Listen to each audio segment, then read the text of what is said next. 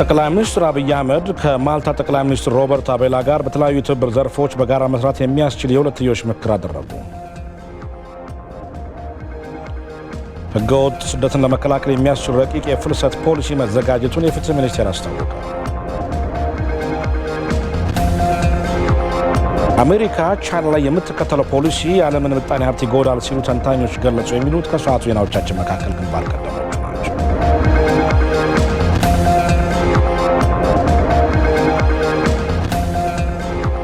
ጤና ይስጥልን በድጋሚ እንደምን አምሽታችኋል ተመልካቾቻችን። ከኢትዮጵያ ቴሌቪዥን የሰዓቱን ዜና እነሆ። መሰለ ገቦት ነኝ። ጠቅላይ ሚኒስትር አብይ አህመድ በጣሊያን ያደረጉት የሥራ ጉብኝት የሁለቱን ሀገራት የትብብር ማዕቀፍ ወደ አዲስ ምዕራፍ ያሸጋገረ መሆኑን ተናገሩ። ጠቅላይ ሚኒስትሩ ከጣሊያን ጠቅላይ ሚኒስትር ጆርጂያ ሜሎኒ ጋር በሀገራቱ የሁለትዮሽ ጉዳዮች ላይ መክረዋል። ሮዛ መኮንን። የኢትዮጵያና የጣሊያን ዲፕሎማሲያዊ ግንኙነት ለረጅም ዓመታት የዘለቀና ታሪካዊ ነው። ሀገራቱ በጋራ ትብብር የሚሰሩባቸው ዘርፎችም ከጊዜ ወደ ጊዜ እየተበራከቱ መጥተዋል።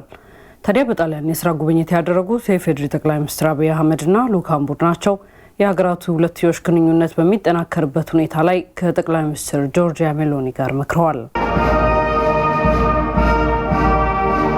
ጠቅላይ ሚኒስትር አብይ አህመድ በጣሊያን የነበራቸው ቆይታ የሀገራቱን የሁለትዮሽ ግንኙነት ወደ አዲስ ምዕራፍ በማሸጋገር ረገድ የተሳካ እንደነበርም ተናግረዋል።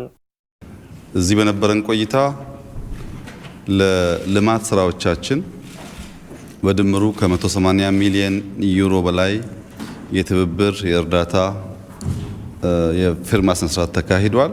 ይህ የኢትዮጵያን የልማት ጥረት በእጅጉ ያግዛል። ዛሬም ከርሶ መገንዘብ እንደቻልኩት እስካሁንም በጣሊያን መንግስት የምናየው ዘላቂ ወዳጅ ምን ማለት እንደሆነ፣ ታማኝነት ምን ማለት እንደሆነ፣ መከባበር ምን ማለት እንደሆነ ለብዙ ሀገራት ምሳሌ የሚሆን ስራ ጣሊያን ሰርታለች። ጣሊያን ታማኝ ወዳጅ ናት።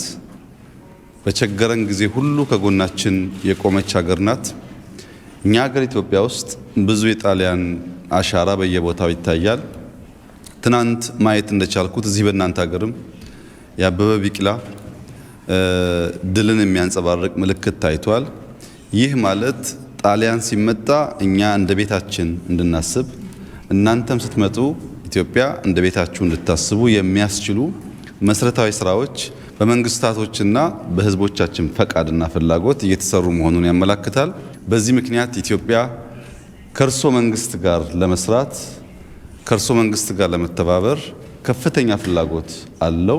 ጣሊያን በየትኛውም ወቅት ከኢትዮጵያ ጎን የቆመች ሀገር ናት ያሉት ጠቅላይ ሚኒስትር አብይ ጠንካራ ዲፕሎማሲያዊ ግንኙነታቸውን በተለያዩ ዘርፎች የበለጠ የተጠናከረ ለማድረግ መንግስት ፍላጎት እንዳለው ጠቁመዋል። ተጨማሪ ኢንቨስትመንት እንዲስፋፋ እንፈልጋለን። የሰው ኃይል ስልጠና ላይ የአቅም ግንባታ ላይ አብረን እንሰራ እንፈልጋለን። በወታደራዊ እንዲሁም በኢንተለጀንስ መስክ ያለውን ትብብር ማጠናከር እንፈልጋለን። በዲፕሎማሲ ጣሊያን በችግር ጊዜ ሁሉ ከኛ ጋር ስለቆመች በምትፈልገን ጊዜ ሁሉ ከጣሊያን ጋር ለመቆም ከፍተኛ ዝግጁነትና ፍላጎት አለ። የጣሊያን ጠቅላይ ሚኒስትር ጆርጂያ ሜሎኒ በበኩላቸው ከኢትዮጵያ ጋር ያላቸውን ትብብር ማስፋት እንደሚፈልጉ ተናግረዋል። ኢትዮጵያ ከጣሊያን ጋር ያላት ትብብር ሰፊ በመሆኑ የሀገሪቱ ሰላምና ልማት እጅግ አስፈላጊ መሆኑን ጠቁመዋል። በኢትዮጵያ ሁሉን አቀፍ ድጋፍ ለማድረግ ዝግጁ ነን። ያሉንን የትብብር ዘርፎችን ማስፋት እንፈልጋለን። በኢንቨስትመንትና በኢኮኖሚ ትብብራችንን የበለጠ ለማጠናከር ከልዑካን ቡድኖቼ ጋር ወደ ኢትዮጵያ ለመምጣት እቅድ አለኝ።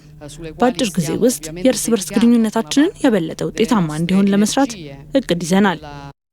ጠቅላይ ሚኒስትር አብይ አህመድና የልዑካን ቡድናቸው በጣሊያን ባደረጉት ቆይታ ከ2023 እስከ 2025 እንደ አውሮፓውያኑ አቆጣጠር ድረስ የሚዘልቅ የ3 ዓመታት የልማት ትብብር ማዕቀፍ ስምምነት ተፈራርመዋል።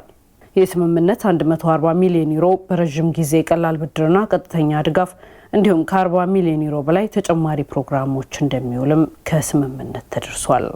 ሮዛ መኮንን ከጣሊያን ሮም።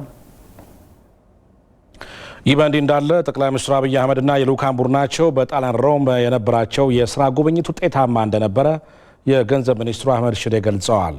ለ3 ዓመታት የሚዘልቅ የልማት ትብብር ማዕቀፍ መፈራረማቸውን የጠቆሙት አሁንም ሮዛ መኮንን ጠቅላይ ሚኒስትር አብይ አህመድና ልዑካን ቡድናቸው በጣሊያን በነበራቸው ቆይታ ከፕሬዝዳንት ሰርጂዮ ማቴሬላና ከጠቅላይ ሚኒስትር ጆርጂያ ሜሎኒ ጋር የሁለትዮሽ ምክክር አድርገዋል። የሁለትዮሽ ምክክሩ ከፍተኛ የዲፕሎማሲ ውጤት የተገኘበት መሆኑን የገንዘብ ሚኒስትሩ አቶ አህመድ ሽዴ ተናግረዋል። አዲስ የ3 ዓመት የልማት ፋይናንስ ትብብር ማዕቀፍ የ140 ሚሊዮን ዩሮ ተፈርሟል። ይሄም 100 ሚሊዮን ዩሮ የረጅም ጊዜና ቀላል ብድር ሲሆን 40 ሚሊዮን ዩሮም ቀጥተኛ ድጋፍ ነው። ይሄ 140 ሚሊዮን ዩሮም ለተለያዩ ስራ እድል ለሚፈጥሩ የኢኮኖሚ እድገትን የሚያሳልጡ ስራዎች ላይና መሰረታዊ አገልግሎትን ለማፋጠን የሚውል ነው ማለት ነው በሀገራችን። ይሄም ለሀገራችን ከፍተኛ ድጋፍ ነው የተደረገው በጣሊያን መንግስት በኩል። እንዲሁም 2 ተጨማሪ ፕሮግራሞች ተፈራርመናል። በሁለቱ ፕሮግራሞች የተፈረመው ስምምነት ከ40 ሚሊዮን ዩሮ በላይ ሲሆን ስምምነት ከተደረሰበት የልማት ትብብር ማዕቀፍ በተጨማሪ በበርካታ ዘርፎች አብረው ለመስራት የሚያስችሉ ሁኔታዎች መፈጠራቸውን ሚኒስትሩ አቶ አህመድ ሽዴ ገልጸዋል። የጣሊያን መንግስት በዓለም አቀፍ የገንዘብ ድርጅት IMF እንዲሁም በዓለም ባንክ በኩል ለኢትዮጵያ የሚያደርገውን ድጋፍ አጠናክሮ የሚቀጥል መሆኑን አረጋግጠዋል።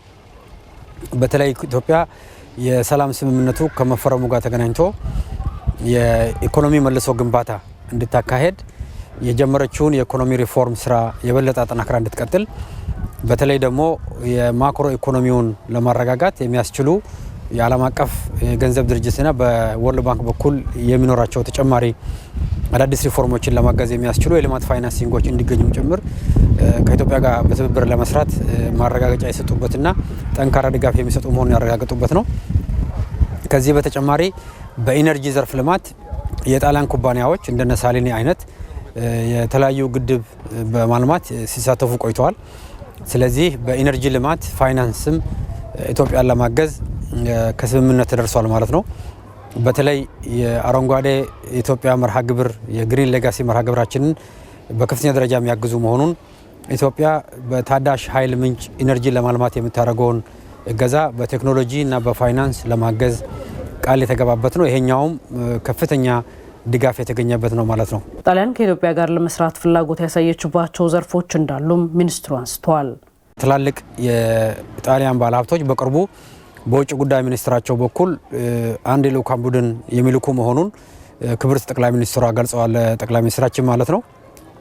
ስለዚህ በጣሊያን ወደ ኢትዮጵያ የምታደርገውን የግሉን ዘርፍ የኢንቨስትመንት ተሳትፎ፣ የቴክኖሎጂ ድጋፍ በከፍተኛ ደረጃ የሚያግዙ መሆኑን ከስምምነት የተደረሰበት ነው። ከዚህ በተጨማሪ በቅርቡ ክብርት የካውንስል ፕሬዝዳንቷ በኢትዮጵያ ይፋዊ ጉብኝት የሚያደርጉ መሆኑን አረጋግጠዋል። በዚህ ወቅትም ተጨማሪ አዳዲስ የልማት ፋይናንስ ስምምነቶች የሚፈረሙ ይሆናል። ከዚህ መካከል በተለይ የክህሎት ልማት በተለያዩ የቲቬት ተቋሞች በኩል በክህሎትና ስራ እድል ፈጠራ ሚኒስቴር መስሪያ ቤት አማካኝነት የሚተገበር አዲስ የልማት ፋይናንስም ለመደገፍ ቃል ገብተዋል። ጠቅላይ ሚኒስትር አብይ አህመድና ልኡካን ቡድናቸው በጣሊያን የነበራቸውን የ2 ቀናት የስራ ጉብኝት አጠናቀዋል። ሮዛ መኮንን ከጣሊያን ሮም። በተያያዘ ዜና ጠቅላይ ሚኒስትር አብይ አህመድ ከሮም ጉብኝታቸው በኋላ ከማልታ ጠቅላይ ሚኒስትር ሮበርት አቤላ ጋር በተለያዩ የትብብር ዘርፎች በጋራ ለመስራት የሚያስችል የሁለትዮሽ ምክክር አድርገዋል። በምክክሩ ሀገራቱ በማሪታይም፣ በአርቲፊሻል ኢንተለጀንስ ማለትም በሰው ሰራሽ አስተውሎት፣ በአቪዬሽን፣ በንግድ እንዲሁም በግብርናና በኢንቨስትመንት ላይ የጋራ ትብብር ለመፍጠር የሚያስችሉ ውይይቶችን አድርገዋል። ጠቅላይ ሚኒስትር አብይ የሀገራቱ የሁለትዮሽ ግንኙነት ወንድማማችነት ላይ መሰረት ያደረገ ትብብር እንዳላቸው ጠቁመው በሳይበር በአቪዬሽንና በአቅም ግንባታ ዘርፎች ላይ በጋራ ለመስራት የሚያስችሉ ውይይትም አድርገዋል። የማልታ ባለሀብቶች በኢትዮጵያ በተለያዩ ዘርፎች ላይ ኢንቨስት ማድረግ የሚችሉበት እድል መኖሩን ጠቁመዋል። ጠቅላይ ሚኒስትር አብይ አህመድ ማልታ በቱሪዝምና በጤናው ዘርፍ ያላትን መልካም ተሞክሮ ማካፈል ላይ በትብብር ለመስራት የሚያስችል ውይይትም አድርገዋል። ማልታ ከኢትዮጵያ ጋር ረጅም ጊዜ የዘለቀ ግንኙነት ያላት ሲሆን ኤምባሲዋን በመክፈት ይፋዊ የዲፕሎማሲ ግንኙነት የጀመረችው በቅርቡ ነው። ሀገሪቱ በቱሪዝም መዳረሻነቷ የምትታወቅ ሀገር ስትሆን በአፍሪካና በአውሮፓ መሀል ያለችና በርካታ ደሴቶች ያሏት ሀገር ነች። ጠቅላይ ሚኒስትር አብይ አህመድና የልኡካን ቡድናቸው በማልታ የሀገራቱን ግንኙነት የበለጠ ለማጠናከር ያለመውን ውይይት አጠናቀዋል።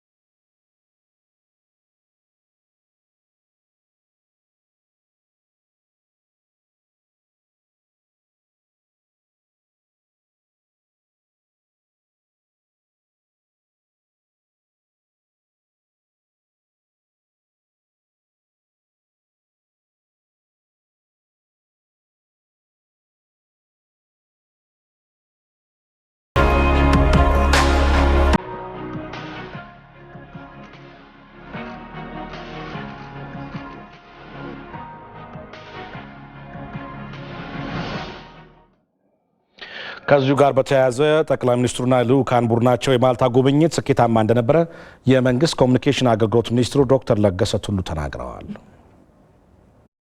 በአጠቃላይ ከጣሊያኑ የተሳካና ውጤታማ ጉብኝት በኋላ ክቡር ጠቅላይ ሚኒስትራችን ከማልታ ጠቅላይ ሚኒስትር ጋር ነው ውይይት ያደረጉት። ውይይቱ በአጠቃላይ በሁለትዮሽ ግንኙነት ላይ ያተኮረ ነው። በተለይም ደግሞ ማልታ በሜዲትራኒያን ማዕከል የምትገኝ ከመሆኑ ጋር ተያይዞ በጣም በቱሪዝምም በባህር ላይ ትራንስፖርትም በሎጂስቲክ እና በሌሎች ተግባሮች በጣም ብዙ ልምድ ያላት ሀገር ነች። ከዛም አልፎ ደግሞ በቱሪዝም ኢንዱስትሪ ታሪካዊ በጣም ለብዙ ጊዜ በታሪክ የምትታወቅ በመሆኑ ብዙ የቱሪዝም ኢንዱስትሪ ያለባት ሀገር ነች። ማልታ ከኢትዮጵያ ጋር በንግድ በባህር ትራንስፖርትና በቱሪዝም ዘርፍ ለመስራት ግንኙነቷን አጠናክራ እንደምትቀጥልም ሚኒስትሩ አብራርተዋል። ከኢትዮጵያ ጋር ያላትን ግንኙነት የበለጠ ማጠናከር እንደምትፈልግ በተለይም ደግሞ በንግድ በባህር ላይ የትራንስፖርት አገልግሎት ከዛም አልፎ በቱሪዝም ኢንዱስትሪም እንደዚሁም ደግሞ በስልጠናና የተለያዩ የልማት ዘርፎች ከኢትዮጵያ ጋር ግንኙነቷን ለማጠናከር እንደምትፈልግ የማልታ መንግስት ጠቅላይ ሚኒስትር ክቡር ሮበርት ኢቤላ ያው ገልጸውላቸዋል ክቡር ጠቅላይ ሚኒስትራችን። ዜናዎቻችን ይቀጥላሉ። ጥር 29 በ6 ዞኖች እና 5 ልዩ ወረዳዎች የተካሄደው ህዝበ ውሳኔ ጊዜያዊ ውጤቶች የተለጠፉ ነው። በወላይታ ዞን ድምጽ በተሰጠባቸው 1112 ምርጫ ጣቢያዎችም ጊዜያዊ ውጤቶች ይፋ ተደርገዋል። በህዝበ ውሳኔው ድምጽ የሰጡ የህብረተሰብ ክፍሎችም ጊዜያዊ ውጤቶችን እየተመለከቱ ነው። ዘገባው የሪፖርተራችን መለሱ አምዴ ነው።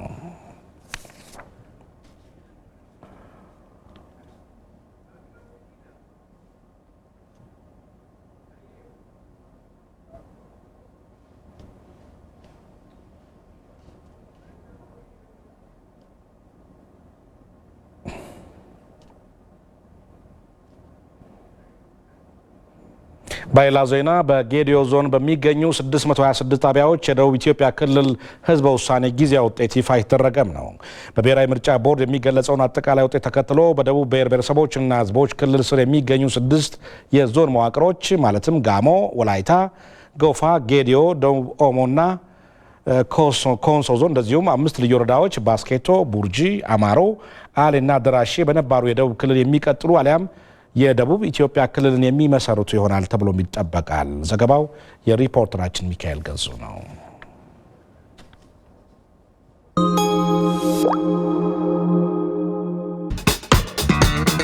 የምስራች! እነሆ የኢትዮጵያ ንግድ ባንክ ኢትዮ ዳይሬክት የተሰኘ ዲጂታል የሐዋላ አገልግሎት ይዞሎት መጥቷል።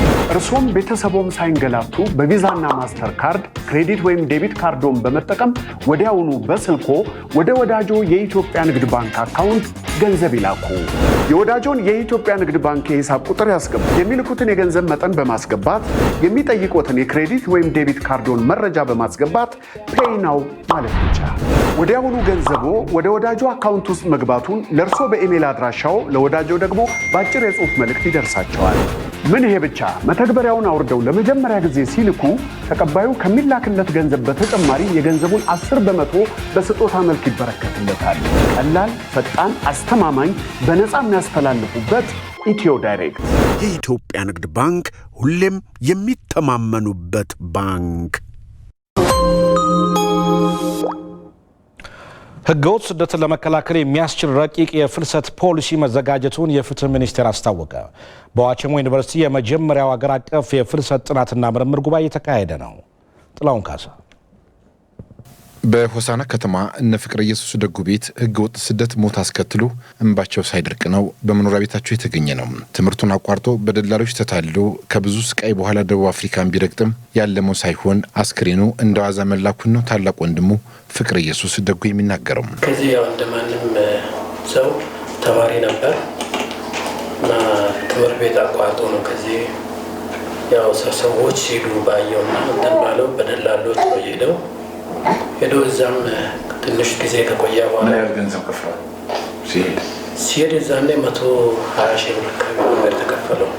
የ120 ሺህ ጊዜ ነው ማለት ነው የሄደውና ሄዶ ብዙም አልሰራም። እዛም በሌቦች ነው ተገሎ አስክሬኑ ወደዚህ የተላከው እና እሱን አጥተናል።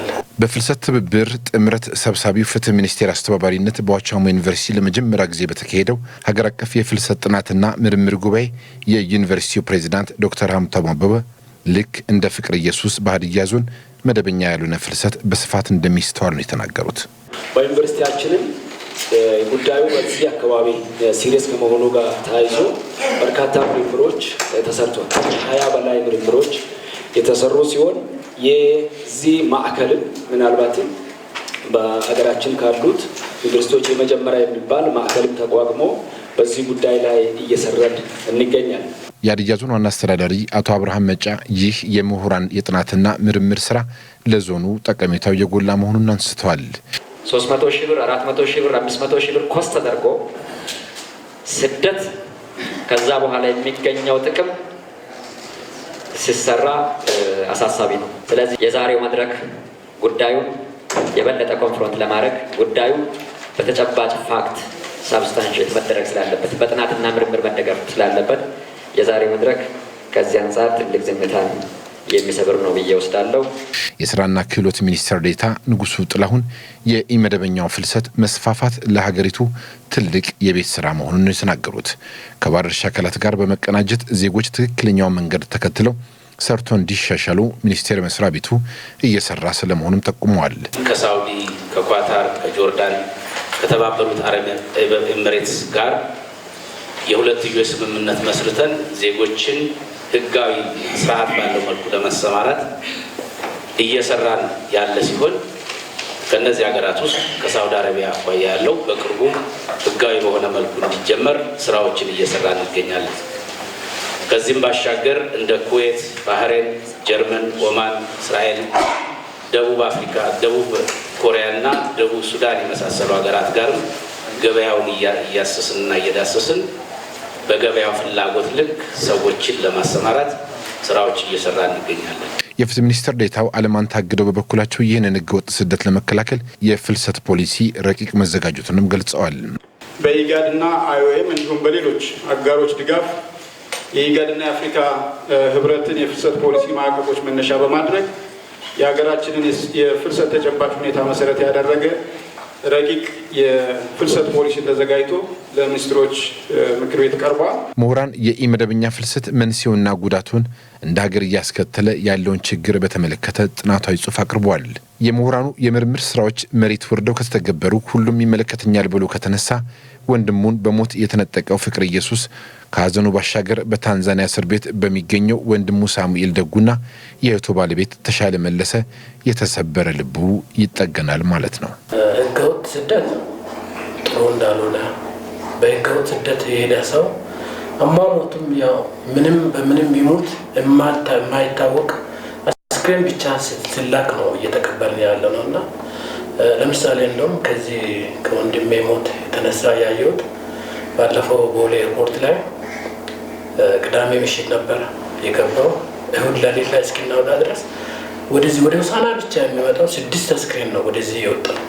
የስደት አስከፊነቱ በጣም ወደ መጥፎ ደረጃ ደርሷልና በዚህ እኔ ትምህርት የወሰድኩበት ነገር አለ ከራሴው። ለኢትዮጵያ ቴሌቪዥን ለተጠናቀረው ዜና ጥላሁን ካሳነኝ ሆሳዕና። በአማራ ክልል ዳባት ወረዳ ዓለም ዋጭ የስደተኞች መጠለያ ጣቢያ የሚኖሩ የኤርትራውያን ስደተኞችን የኑሮ ሁኔታ ለማሻሻል በጋራ መስራት እንደሚገባ ተገለጸ። የተባበሩት መንግስታት ድርጅት የስደተኞች ከፍተኛ ኮሚሽነር ፊሊፖ ግራንዴ በስደተኛ መጠለያ ጣቢያው ጉብኝት አድርገዋል። ይሄ ነው ዋጋቸው። በተባበሩት መንግስታት ድርጅት የስደተኞች ከፍተኛ ኮሚሽነር ፊሊፖ ግራንዴ በአማራ ክልል ዳባት ወረዳ ዓለም ዋጭ የስደተኞች ጣቢያ የሚገኙ ኤርትራውያን ስደተኞችን ጎብኝተዋል። ከኮሚሽነሩ በተጨማሪ የኢፌዴሪ የስደተኞችና ተመላሾች አገልግሎት ዋና ዳይሬክተር አቶ ተስፋውን ጎበዛይ በጉብኝቱ ተሳትፈዋል። የተባበሩት መንግስታት ድርጅት ከፍተኛ የስደተኞች ኮሚሽነር ፊሊፖ ግራንዴ ከጉብኝቱ በኋላ እንደተናገሩት የኢትዮጵያ መንግስት ለስደተኞች ማረፊያ ቦታ በማመቻቸት እያደረገ ላለው ድጋፍ አመስግነዋል። allowing refugees from Eritrea to settle here. ኤርትራ ስደተኞች እዚህ ቦታ ላይ እንዲሰፍሩ በመፍቀዱ ምስጋና ይገባዋል። በተመሳሳይ የአካባቢው ህብረተሰብም ስደተኞችን ተቀብለው በማስተናገዱ ምስጋና ይገባዋል። ስደተኞቹ ቁጥራቸው ከ23,000 በላይ ይሆናል። ከዚህ በፊት በትግራይ መጠለያ ጣቢያዎች ይኖሩ የነበሩ ናቸው። ነገር ግን በግጭቱ ምክንያት መኖሪያቸው ወድመባቸው ስለነበር ወደዚህ ደህንነቱ ወደ ተጠበቀ ቦታ መምጣታቸው መልካም ነው። የስደተኞቹን ተወካዮች ማነጋገራቸውን የገለጹት ከፍተኛ ኮሚሽነሩም በተሻለ መልኩ የመሰረታዊ አገልግሎቶች እንዲቀርቡላቸው የተባበሩት መንግስታት ድርጅት የስደተኞች ኮሚሽን የበኩሉን እንደሚወጣም ተናግረዋል። ስደተኞቹን ወደ ሶስተኛ ሀገር ለማሸጋገር እንዲሁም ፍላጎት ያላቸውን ወደ መጡበት እንዲመለሱ ለማድረግም ጥረት እንደሚደረግ ገልጸዋል። We had a constructive discussion. They gave us many requests which we will look at. ከስደተኞች ተወካዮች ጋር ተገናኝተን ገንቢ ውይይት አድርገናል። ልናስብባቸው የሚገቡ ብዙ ጥያቄዎችንም አቅርበውልናል። በዚህ በመጠለያ ጣቢያ ያለው ሁኔታ እንዲሻሻል ይፈልጋሉ። ያንን ለማድረግ ተጨማሪ ሀብት ስለሚያስፈልገን ለለጋሾች ጥሪ እናቀርባለን። በአዲስ አበባና በትግራይ ክልል ስለሚኖሩ ኤርትራውያን ስደተኞች ደህንነትም ጠይቀውኛል። እኛም ስደተኞችን በተሻለ ሁኔታ ለመደገፍ በሚቻልበት ጉዳይ ላይ ከሚመለከተው አካል ጋር እየተወያየን ነው። የኢፌድሪ ስደተኞችና ተመላሾች አገልግሎት ዋና ዳይሬክተር አቶ ተስፋውን ጎበዛይ በአማራ ክልል ዳባት ወረዳ አለምዋጭ የስደተኞች መጠለያ ለሚኖሩ ኤርትራውያን ስደተኞች የኢትዮጵያ መንግስት የሚሰፍሩበትን ቦታ በማመቻቸት ኃላፊነቱን እየተወጣ መሆኑን ጠቁመዋል። እንደ መንግስት እንግዲህ ዋናው ማድረግ የምንችለው ግልጽ የሆነ የህግ ማዕቀፍ ማዘጋጀት፣ የግድ ተቸግረው የሚመጡትን ሰዎች እውቅና ሰጥቶ እንዲቀመጡ ማድረግና መሬት ማዘጋጀት ነው በዋነኝነት የመንግስት ኃላፊነት ማለት ነው። ከዚህ ውጭ ያሉት መሰረታዊ አገልግሎቶች ደግሞ በዩኤንኤችሲአርና በሌሎች የተባበሩት መንግስታት በሚመጣ ድጋፍ የቴክኒካዊና የፋይናንስ ድጋፍ አቅርቦቱን ለማድረስ ጥረቶች እያደረግን እንገኛለን። ለስደተኞቹ መሰረታዊ አገልግሎቶችን በተሻለ ሁኔታ ለማቅረብ የተባበሩት መንግስታት ድርጅት የስደተኞች ኤጀንሲን ጨምሮ ሌሎች ዓለም አቀፍ የተራድኦ ድርጅቶች ድጋፋቸውን አጠናክረው እንዲቀጥሉም ጠይቀዋል። እንደምታዩት ብዙዎቹ ቤቶች ገና ጅምር ላይ ነው ያሉት። ያለቁትም በጣም በቁጥር ትንሽ ናቸው። ይሄም ያው ካለው የፋይናንስ እጥረት የተነሳ ነው። አሁንም ለዓለም አቀፍ ማህበረሰብ ጥሪ የምናስተላልፈው እነዚህ ጥረቶችን መንግስትን በመደገፍ በአጭር ጊዜ ስደተኞች የተሻለ መኖሪያ ቤት፣ የተሻለ መሰረታዊ አገልግሎት እንዲያገኙ እንዲያስችሉልን ነው። ክረምት ከመምጣቱ በፊት መሰረታዊ የሆኑ የቤትና የፍሳሽ አቅርቦት፣ የፍሳሽ ማስወገጃ ስርዓቶችን ለመጨረስ ብዙ ስራዎችን እየሰራን ነው። ግን ከዓለም አቀፍ ማህበረሰብ እየተገኘ ያለው ድጋፍ ይህን ያህል በቂ የሚባል አይደለም። በኢትዮጵያ በአጠቃላይ ከ880 ሺህ በላይ ከጎረቤት ሀገራት የመጡ ስደተኞች መኖራቸውም ተገልጿል። ለኢቲቪ ይህነው ዋጋቸው ጎንደር። የዜና በቀጥታ የሚተላለፍላችሁ ከኢትዮጵያ ቴሌቪዥን ነው። አበይት ዜናዎቹን በድጋሚ እናስታውሳችሁ። ጠቅላይ ሚኒስትር አብይ አህመድ ከማልታ ጠቅላይ ሚኒስትር ሮበርት አቤላ ጋር በተለያዩ ትብብር ዘርፎች በጋራ ለመስራት የሚያስችል የሁለትዮሽ ምክክር አደረጉ። ህገወጥ ስደትን ለመከላከል የሚያስችል ረቂቅ የፍልሰት ፖሊሲ መዘጋጀቱን የፍትህ ሚኒስቴር አስታወቀ። አሜሪካ ቻይና ላይ የምትከተለው ፖሊሲ የዓለምን ምጣኔ ሀብት ይጎዳል ሲሉ ተንታኞች ገለጹ።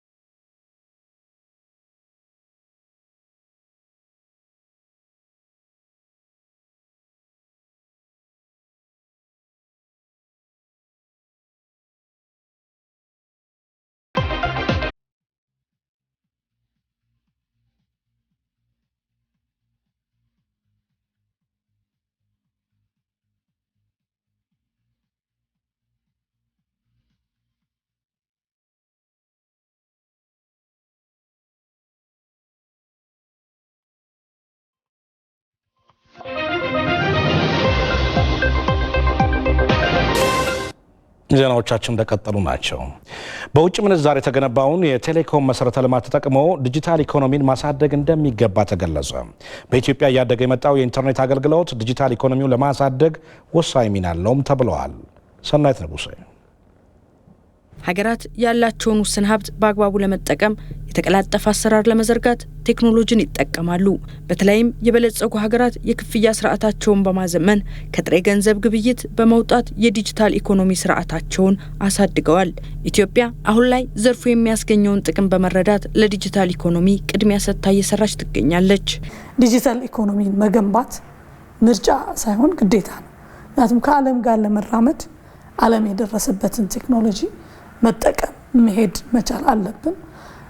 በተለይ የመረጃ ፍሰቱ ላይ ከአስተማማኝ እንዲሆን ግልጽ እንዲሆን የዜጎቻችንን ድካምና እንግልት እንድንቀንስ የሁላችንም ሚና ስለሆነ ሁላችንም በጋራ ተባብረን የዲጂታል ኢኮኖሚውን በአጭር ጊዜ እውን ማድረግና ከዓለም መራመድ አለብን ብዬ ነው የማስበው። ከቴሌኮም ባሻገር ሌሎች ዲጂታል አገልግሎቶችን በኢትዮጵያ እውን ለማድረግ እየሰራ ያለው ኢትዮ ቴሌኮም ባለፉት 128 ዓመታት የገነባቸው መሰረተ ልማቶች ዲጂታል ኢኮኖሚውን ለማሳደግ ወሳኝ ሚና እንዳላቸው ይገለጻል። ቢዮንድ ኮኔክቲቪቲ ከመደበኛ ቴሌኮም አገልግሎት ባሻገር የዘረጋነው መሰረተ ልማት እንጠቀምበት፣ የቴክኖሎጂን አቅም አሟጠን በመጠቀም ወጪ ቆጣቢ ስርዓትን መዘርጋት፣ በተለይ የሚባክነው ጊዜ በየመስሪያ ቤቱ እየሄድን እየተሰለፈን አገልግሎት ለማግኘት መንግስትም ለዜጎች የሚሰጠውን አገልግሎት ማዘመንና በጣም ጥሩ ግንኙነት እንዲኖር መንግስታዊ ተቋማት የሚሰጡትን አገልግሎት ለዜጎች የሚሰጡት አገልግሎት ምቹ መሆንና ግንኙነቱም የተሻለ እንዲሆን፣ ጤናማ እንዲሆን፣ ግልጽ እንዲሆን፣ መልካም አስተዳደርንም ደግሞ ከማስመን አንጻር ደግሞ በዲጂታል ታግዘን የምንሰጣቸው አገልግሎት የራሳቸው የሆነ የሚያበረክቱት አስተዋጽኦ አላቸው ፖዚቲቭ። ዲጂታል ኢኮኖሚን መገንባት ዓመታትን የሚጠይቅ ሂደት ነው። ለዚህ ደግሞ በቴክኖሎጂ እውቀት ያለው ዜጋን ማፍራት ያስፈልጋል ተብሏል። ዲጂታል ኢትዮጵያ 25 ሀገራዊ ስትራቴጂ ነው። ስለዚህ ተቋማት በቅዳቸው ላይ በማካተት አገልግሎቶቻቸውን ወደ ቴክኖሎጂ በመቀየር ሀብቶቻቸው ያላቸውን ሀብቶች በሚገባ በመጠቀም እንዲሁም ደግሞ በመናበብ ከሚመለከታቸው አካላት ጋር እየተናበቡ መስራት ህዝባችን ግንዛቤ እንዲኖረው የተፈጠሩት ፕላትፎርሞችን ጥቅም ላይ እንዲውሉ ባለሙያዎቻችንም ደግሞ እያሰለጠንን ብቁ እንዲሆን እያደረግን ብንሄድ አሁን ላይ የኢትዮጵያው ኢትዮ ቴሌኮም ለቴክኖሎጂ አጋዥ የሆኑ መሰረተ ልማቶችን በመገንባት ረገድ ትልቅ ተሞክሮ ያለው በመሆኑ በዓለም ላይ ካሉ 781 ኦፕሬተሮች ኩባንያው 22ኛ ላይ ተቀምጧል። በመሆኑም በውጭ ምንዛሬ የተገነባውን መሰረተ ልማት ማህበራዊ ሚዲያን ከመጠቀም የዘለለ ምጣኔ ሀብታዊ ፋይዳ ያላቸው ጉዳዮች ላይ ማዋል እንደሚገባ ተጠቁሟል። የቴሌኮም መሰረተ ልማት የሚዘረጋው በውጭ ምንዛሬ ነው። የውጭ ምንዛሬ ደግሞ ከፍተኛ ውስንነት እጥረት ያለበት ነው አይደል በሀገራችን። ስለዚህ ይህንን በአግባቡ እንደገና ለልማት መጠቀም ወጪ ያወጣንበትን መሰረተ ልማት ሌላ ሀብት እንዲፈጥር ማድረግ መቻል አለብን። ይህን መሰረተ ልማት መዘርጋታችን አስፈላጊ ነበር፣ እውነት ነው። ለልማት ግን ልንጠቀምበት አዳዲስ ሀብት እንዲፈጥር በተለይ ቴክኖሎጂው ይዟቸው የመጡትን አዳዲስ ነገሮች አንሎክ የምንለው እኛ የቴክኖሎጂውን አቅም አሟጦ መጠቀምም ፈትሸንም ደግሞ አዳዲስ ነገሮችን ማውጣት ይጠበቅብናል። ኢትዮጵያ ካላት የቴሌኮም መሰረተ ልማት አንጻር በቀጣይ የዲጂታል ኢኮኖሚ ዘርፍን ይበልጥ ለማጠናከር በርካታ ስራዎች ይጠበቃሉ ተብሏል። በኢንዱስትሪና በአገልግሎት ዘርፍ መሰማራት ለሚፈልጉ ባለሀብቶች የመስሪያ ቦታ በተቀላጠፈ መንገድ ለመስጠት ዝግጁ መሆኑን የደብረ ታቦር ከተማ ኢንዱስትሪና ኢንቨስትመንት መምሪያ አስታወቀ። ከተማዋን የኢንዱስትሪ ማዕከል ለማድረግም እንደሚሰራ መምሪያው ገልጿል። ብርሃን እያዩ በአማራ ክልል የደቡብ ጎንደር ዞን ዋና ከተማ የሆነችው ደብረ ታቦር ባለሀብቶች በአካባቢው መጥተው እንዲያለሙ የሚያስችል ምቹ ሁኔታ መኖሩን የአስተዳደሩ ኢንዱስትሪና ኢንቨስትመንት መምሪያ ይገልጻል። እንደ መምሪያ ኃላፊው ገለጻ ለማልማት የሚያስችል በቂ ሀብት አለም፣ በአጭር ጊዜ ለማስተናገድም ይሰራል ነው ያሉት። ኢንዱስትሪ ግብዓት የሚሆን የግብርና ምርት ያለበት የእንስሳትና የእንስሳት ተዋጽኦ ያለበት አካባቢ፣ ከፍተኛ የሆነ ለቢራ ብቅል ገብስ የሚሆን ገብስ ምርት ያለበት አካባቢ፣ ለችፑድ የሚሆን በጣም ዘርፍ ብዙ በጣም በብዙ መጠን ባህር ዛፍ ያለበት አካባቢ፣ ከማዕድን አንጻር ኖራ ምንድን ነው የሚባለው ይሄ ኦፓል ያለበት ካዋሊን ያለበት ለጀሶ ለጅብሰም የሚሆኑ ማቴሪያል ያሉበት ኦፓል ያሉበት አካባቢ ነው ዙሪያውን። ከልቡ የእውነት ሊያለማ ለመጣ ባለሀብት በ3 ቀን ወይም በ72 ሰዓት ውስጥ ማስተናገድ እንዳለብን ኮሚትመንት ወስደን ነው እየሰራን ያለን።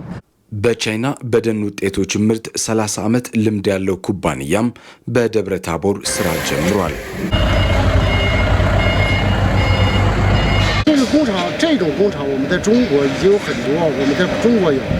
ለግንባታ አገልግሎት የሚውል ፕላይውድ በማምረት ላይ ነን። ልምዳችንን ተጠቅመን ምርታችንን ወደ ጎንደር፣ ባህር ዳርና ወደ ትግራይ ክልል በመላክ ላይ ነን። የኃይል አቅርቦትና መሰረተ ልማቶች በበቂ ሁኔታ ሲሟሉ የምርት መጠናችንን የምንጨምርም ይሆናል።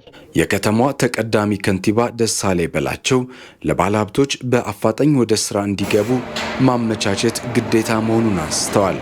ይሄን ወጣት ይዘህ ኢንዱስትሪን ካላስፋፋ፣ ኢንቨስትመንትን ካልተቀበልክ፣ ምቹ ሁኔታ ካልፈጠርክ እንደ ከተማ እንደ አመራር የሚያስቀጥል ሁኔታም የለም። በፍቅር ብቻ አይደለም እኛ እነሱ መተው ጠይቀውን ሲሆን እኛ ግማሽ መንገድ ብቻ ሳይሆን ካሉበት ደን ጠይቀን እናመጣለን። ደብረ ታቦር ከተማን የኢንዱስትሪ ከተማ ለማድረግ ቁርጠኛ አቋም መያዙንም ያነሳሉ። ህዝቡ ልማት የተጠማ ኢንቨስትመንት የናፈቀው እውነት ለመናገር የኢንዱስትሪ ጭስ የናፈቀው ከኢንዱስትሪው አድባር ጋፋት ተቀምጦ ኢንዱስትሪ የተጠማ ኢንዱስትሪ የሚፈልግ ህዝብ ነው። ይህ የህዝባችን ፍላጎት ነው፣ የአመራሩ ፍላጎት ነው፣ የመዋቅሩ ፍላጎት ነው፣ የወጣቱ ፍላጎት ነው። በደብረ ታቦር ከተማ 140 ሄክታር መሬት ለባለሀብቶች ለመስጠት ዝግጅት የተደረገ ሲሆን 60 የሚጠጉ ባለሀብቶች ደግሞ በማልማትና በማልማት ሂደት ላይ ናቸው። በየጊዜው የስራ ፈላጊዎች ቁጥር ካለው የስራ ዕድል ጋር አለመጣጣም የበርካቶች ጥያቄ ሆነው ቀጥለዋል። የስራ ዕድል መርሃ ግብሮችም ሆኑ የተቋማት የመቅጠር አቅም ለዚህ ዘላቂ መፍትሄ ሊሆኑ እንዳልቻሉም የዘርፉ ባለሙያዎች ይናገራሉ። በዚህ ሁኔታ የስራ አጥ ቁጥሩ መጨመር እያስከተለ ያለው ማህበራዊና ኢኮኖሚያዊ ተጽዕኖ ምን ይመስላል? ቀጣዩ የሪፖርተራችን ፋሲካ እያለው ዘገባ ያስቃኘናል። በኢትዮጵያ በየዓመቱ 2 ሚሊዮን የሚሆኑ ዜጎች የስራ ፍለጋውን ጎራ ይቀላቀላሉ። ከዚህ ውስጥ ታዲያ ወደ ስራ የሚሰማሩ ምናልባትም ግማሽ ያህሉ ብቻ ናቸው። ይህ ቁጥር ታዲያ በየዓመቱ ስራ አጥተው ከከረሙ ዜጎች ጋር ሲደመር ተጽዕኖ ከፍተኛ ነው። ይህ የስራ አጥነት ቁጥር በ16.5 በመቶ እያደገ የሚሄድ መሆኑ ጫናውን ያከብደዋል። በየዓመቱ የትምህርት ቆይታቸውን አጠናቀው ስራ ፍለጋ የሚማትሩ ዜጎች የስራ ዕድል ፈጠራው ምን ዕድል ይዞላቸው መጥቷል? ከ40 ሺህ በላይ ዩኒቨርሲቲዎች በየዓመቱ ከ150 ሺህ በላይ ተማሪዎችን ያስመርቃሉ። አንጋፋው የአዲስ አበባ ዩኒቨርሲቲ ብቻ በዚህ ዓመት በቅድመና ድህረ ምረቃ መርሃ ግብር ከ10 ሺህ በላይ ተማሪዎችን አስመርቋል። ይህን መሸከም የሚችል ገበያ አለመኖሩ ግን ሁኔታውን የከፋ አድርጎታል። የስራ ዕድሎች ከማመቻቸት ባለፈ ዜጎች ወደ ስራ ፈጣሪነት እንዲሸጋገሩ የተለያዩ መንገዶች እየተሞከሩ ነው። ሆኖም ተማሪዎች በራሳቸው ስራ ፈጣሪ እንዲሆኑ ስርዓተ ትምህርቱ ምን ያህል የተመቸ ነው? በአገር ደረጃ ፖሊሲ የለም። ኢንተርፕረነርሺፕን በተመለከተ ወጥ የሆነ ፖሊሲ የለም እስካሁን ድረስ። ሰልጣኞቹ ወይም ደግሞ ትምህርቱን የሚማሩት ሰዎች አንድ ኮርስ ነው የሚሰጠው። ቢያንስ በውጭ ሀገሮች ከ5ኛ ክፍል ጀምሮ የሚሰጥ ትምህርት ነው። ምክንያቱም የኢንተርፕረነርሺፕ አገርን ከሚያበለጽጉት ዋና የሰው ሀብት የሚገኝበት ስለሆነ ነው። ተመርቀው የሚወጡት ወጣቶች ሲወጡ ስለ ኢንተርፕረነርሺፕ ቢጠየቁ ኢንተርፕረነርሺፕ ማለት ዴፊኒሽኑ ይሄ ነው ወይም ካራክተሪስቲክሱ እነዚህ ናቸው የሚለውን ነገር ታሪኩን ያውቁ እንደሆነ ነው እንጂ ራሳቸው ኢንተርፕረነር ሆነው ለመውጣት የሚያስችላቸውን ስልጠና እያገኙ ነው ብሎ ለማለት ያለውን ሁኔታ ማየቱ ብቻ በቂ ነው። ባለፉት ጥቂት ዓመታት የነበረው አካሄድ ተለውጦ የመንግስት የመቅጠር አቅም ከግሉ ዘርፍ ጋር ሲነጻጸር ዝቅ ማለቱን ማየት ይቻላል። በዚህም በግሉ ዘርፍ 60 በመቶ ያህል የስራ ዕድል መፍጠር ሲቻል በመንግስት ተቋማት የተፈጠረው የስራ ዕድል ደግሞ 40 በመቶ ነው። ከተመራቂ ተማሪዎቻችን ውስጥ ከ2 እስከ 5 በመቶ ብቻ እንኳን ስራ ፈጣሪ ብናደርጋቸው እያንዳንዳቸው 10 ሰው 15 ሰው ስራ ዕድል ቢፈጥሩ የዛን ባች የነበሩትን ባቾች በሙሉ ወደ ስራ ውስጥ ማስገባት ይቻላል ማለት ነው። መንግስት ብቻውን ቀጣሪ ሊሆን አይችልም። ምክንያቱም በሞኒተሪ ፖሊሲውም ላይ በኢኮኖሚውም ላይ የሚያመጣው ተጽዕኖ ቀላል የሚባል አይደለም። የተባበሩት መንግስታት ድርጅት የልማት ፕሮግራም መረጃ እንደሚያሳየው በኢትዮጵያ 77.8% ያህል ወጣት በቀን $2 ባነሰ ገንዘብ ኑሮውን የሚመራ ነው። መደበኛ ያልሆነ ፍልሰትና ይህን ተከትለው የሚመጡት ማህበራዊና ኢኮኖሚያዊ ቀውሶችም የዚህ ውጤት ናቸው።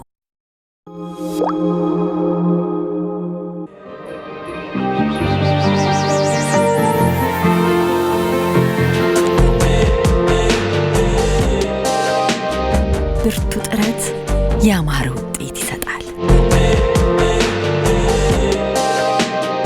ለሚወዱት ነገር መጽናት ደስታን ያጎናጽፋል።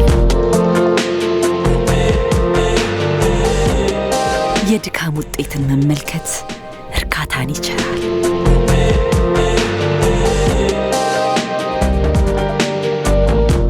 ብሩህ ተስፋን ለሰነቁ ብርታት ሆነናል። ከአንድ ክፍለ ዘመን በላይ ለስኬት ከተጉት ጋር አብረን ቆመናል።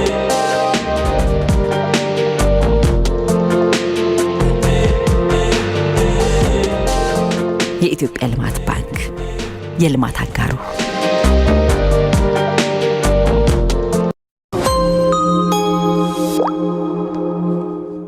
የውጭ ዜና።